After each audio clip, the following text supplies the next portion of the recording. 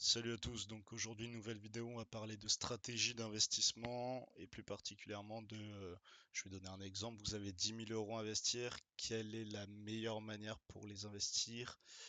Pas forcément dans quelle action, mais comment vous allez faire pour investir ces 10 000 euros là. Je vois beaucoup sur les réseaux sociaux une technique en particulier. Euh, voilà, je suis pas sûr que ce soit la meilleure approche et on verra dans cette vidéo. Je vais vous donner les outils pour pouvoir choisir vous-même la stratégie euh, qui va être la plus en adéquation avec votre profil. Donc voilà, là sur les réseaux sociaux, on voit actuellement qu'il y a une stratégie qui est largement mise en avant. Donc c'est le DCA. Donc le DCA, donc c'est les abréviations de Dollar Cost Average. L'idée c'est de se dire voilà, j'ai 10 000 euros à investir, je vais faire un DCA. euh, je vais investir 1000 euros pendant 10 mois, par exemple, ou 500 euros pendant 20 mois, etc.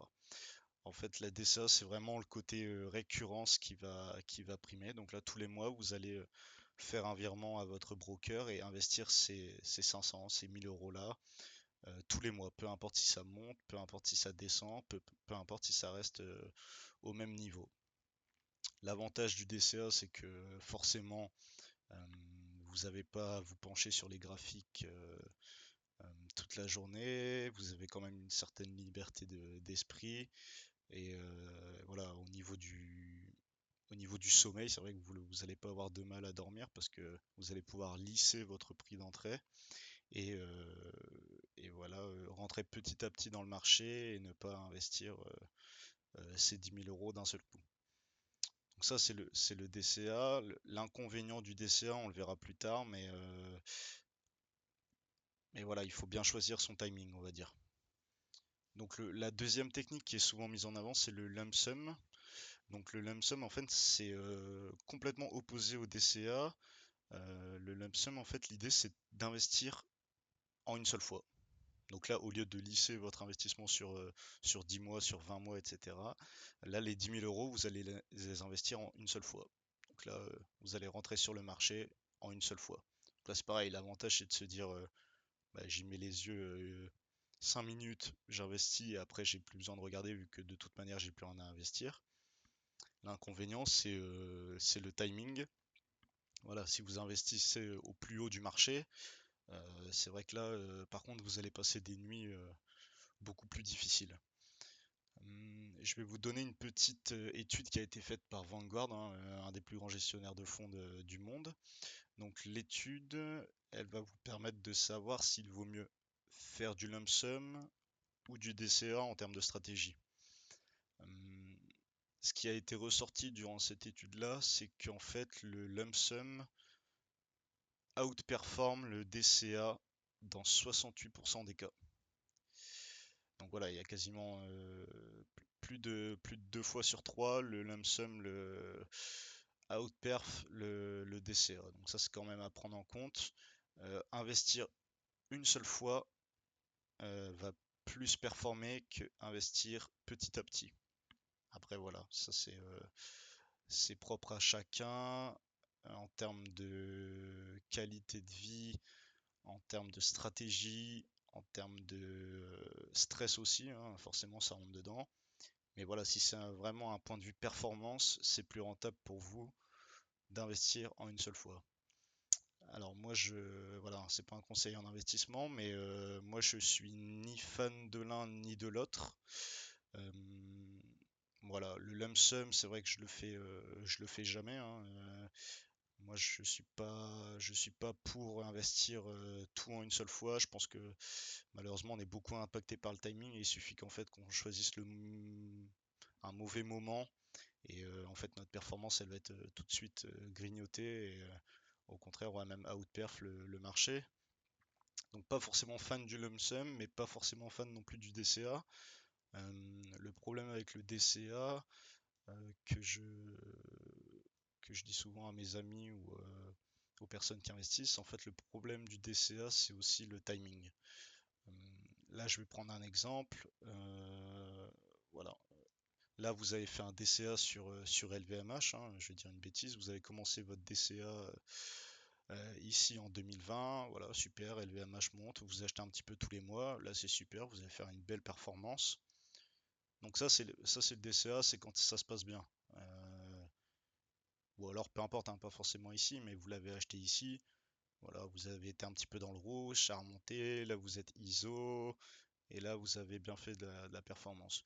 Le problème du DCA, c'est que souvent on le fait au mauvais timing, ou en tout cas on n'affine pas le timing en fonction du marché. Je m'explique. Euh, le DCA, s'il a été commencé, s'il a été recommandé pour une personne qui l'a commencé en mai 2023, et ben en fait, cette personne-là a acheté ici. Elle a acheté ici, elle a acheté ici, elle a acheté ici. Donc là, ça descend, ça descend, ça descend. Ça a remonté, donc là, elle est revenue quasiment à son prix d'entrée. Et là, c'est pareil, ça descend, ça descend, ça descend, ça descend.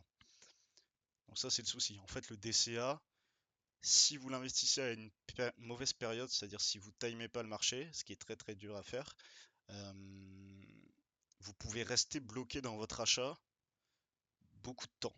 C'est-à-dire que là, LVMH, regardez, j'ai pris LVMH en exemple parce que c'est marquant et c'est important de montrer ce qui peut arriver.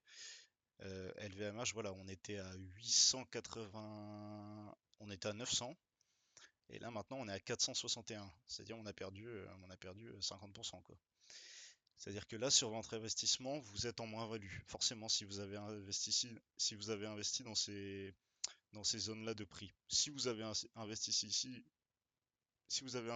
vous êtes encore en plus-value, mais voilà. En fait, ce qui est important, c'est le timing. Et le problème du DCA, c'est que sur toute cette période-là qui va suivre, si LVMH ne remonte pas, bah, en fait, vous allez être bloqué complètement dans l'investissement parce que là, vous allez avoir une moins-value et on ne sait jamais ce qui peut arriver dans la vie. Peut-être qu'il va y avoir une dépense euh, qui va arriver et que vous aurez besoin de cash à ce moment-là. En fait, vous ne pourrez pas sortir de votre position à part en moins-value. Donc ça, c'est le gros souci du DCA. En fait, il a été mis en avant dans un marché en hausse. Donc là, c'est sûr qu'un marché en hausse, peu importe quand on investit, de toute manière, on fait de la performance. Mais ce qui est important, c'est quand il y a un marché en baisse, c'est de perdre le moins possible, et en tout cas, même quasiment de gagner. Euh, donc là, c'est à ce moment-là que le DCA atteint ses limites. C'est-à-dire que là, en fait, tous ceux qui investissent ici en DCA, vous êtes perdants. Donc ça, c'est à bien prendre en compte. Et là, LVMH, on ne sait même pas si ça va remonter, etc. Donc, voilà, le DCA, pour moi, il faut choisir le timing.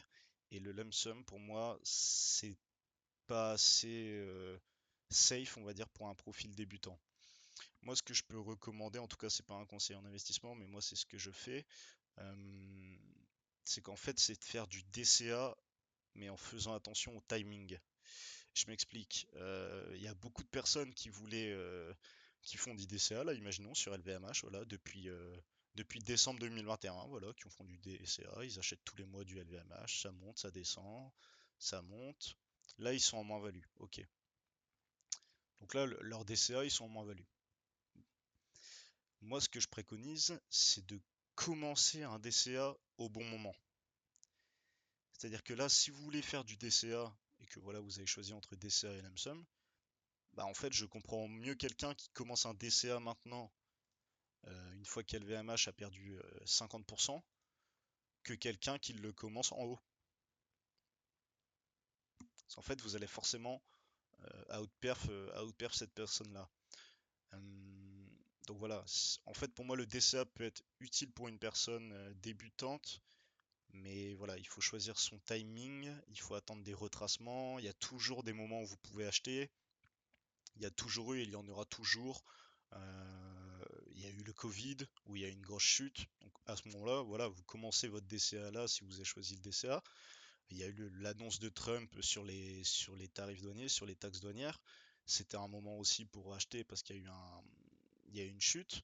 Voilà, l'idée c'est de se dire, je commence un DCA à un endroit stratégique et pas n'importe où parce qu'on me l'a dit sur les réseaux sociaux et que voilà, peu importe où j'achète, de toute manière la bourse monte et ça va être rentable à un moment. Certes, c'est possible, mais c'est aussi possible dans le cas où vous avez commencé ici, en fait, LVMH pendant 5 ans, pendant 10 ans, va être en période baissière, voire neutre, Et en fait, vous allez être en moins-value tout le long. Donc là, vous aurez mieux fait d'investir plus bas petit à petit et de lisser pourquoi pas votre prix d'entrée que de commencer un DCA n'importe où. Donc voilà. Après, moi, en ce qui me concerne, je fais pas non plus du DCA. Moi, j'attends des zones clés pour rentrer sur mes actions. Et à ce moment-là, je rentre un petit peu plus fort en fait. Je fais un mélange de lump sum, on va dire, et de DCA bien timé. Mais voilà, ce qui est important, c'est d'être aligné avec sa stratégie et d'être en connaissance de cause aussi de sa stratégie. Ne pas la faire parce que tout le monde l'a fait, mais bien entendu la faire parce qu'on la comprend, parce qu'on a essayé de l'optimiser et que c'est potentiellement celle qui va vous rapporter le plus d'argent. Salut.